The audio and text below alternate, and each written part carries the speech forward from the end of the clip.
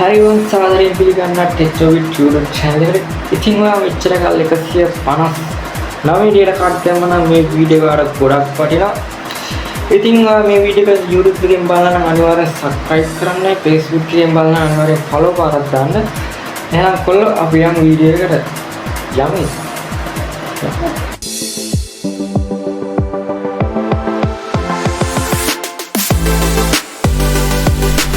හරිවම මුලින්ම කරන්න ඕනි ෆෝන් එක රුපියල් 200ක normal dial up card එකක් දාගන්න.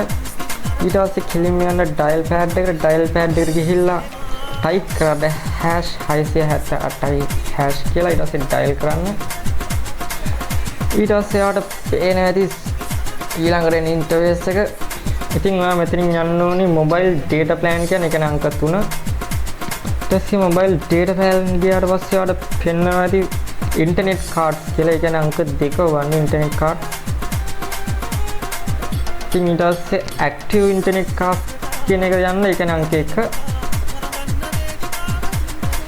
හරි ඉතින් ඔයාලට පේන ඇති 159 දැම්මට තේරුම් නැහැ. මොකද මෙතන 120 data card එක තියෙනවා. ඒ කියන්නේ අංක 2. ඔයාලට පුළුවන් මේක මෙතනින් active කරගන්න. අංක 2 බලලා ඔයා ඊට පස්සේ කෙලින්ම ඔයාගේ ෆෝන් එකේ සල්ලි තියෙනවා නම් අංක 1 බල ඇක්ටිව් කරගන්න පුළුවන්. ඔයාට anytime MB 880ක් සහ night time MB 590ක් හම් වෙනවා. ඉතින් අපිට මේ වීඩියෝ එකේ මෙතනින් ඉවරයි. ඒ කියන්නේ මම හිතනවා ඔයාට සුපිරියක් වෙන්නේ නැති කියලා. එහෙනම් කොල්ලෝ subscribe කරලා follow කරලා set වෙන්න. ඊළඟ වීඩියෝ එකෙන් set වෙමු.